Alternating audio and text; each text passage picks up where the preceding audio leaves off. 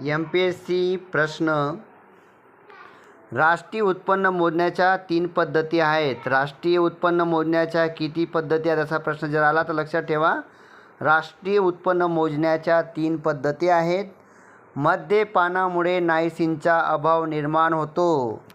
मद्यपानामुळे कसला अभाव निर्माण होतो तर उत्तर लक्षात ठेवा, नायसीनचा अभाव निर्माण होतो. डॉट्स हा उपचार क्षयरुग्णांसाठी आहे. डॉट्स हा उपचार कोणासाठी आहे तर याचे उत्तर लक्षात ठेवा, क्षयरुग्णांसाठी आहे. हृदयविकाराचा झटका येऊ नये म्हणून कोणते औषध वापरतात तर लक्षात ठेवा विद्यार्थी मित्रांनो, ॲस्पिरिन हे औषध वापरतात. मधुमेह हा अनुवंशिक रोग आहे. खालीलपैकी कोणता रोग अनुवंशिक आहे असा जर प्रश्न असला तर उत्तर लक्षात ठेवा, मधुमेह हा अनुवंशिक रोग आहे. H1N1 या विषाणूमुळे स्वाईन फ्लू हा आजार होतो. लक्षात ठेवा, H1 व N मुळे. पुढील महत्त्वाचा प्रश्न.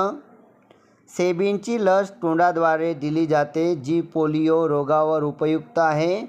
कोणती लस तोंडाद्वारे दिली जाते? जपानमधील मिनामाटा या साथीच्या रोगासाठी पारा कारणीभूत होता.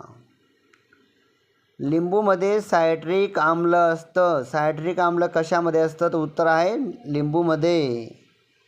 केंद्रीय सांख्यिकीय संस्थेची स्थापना 1954 मध्ये करण्यात आली. हे होते MPSCचे आजचे प्रश्न.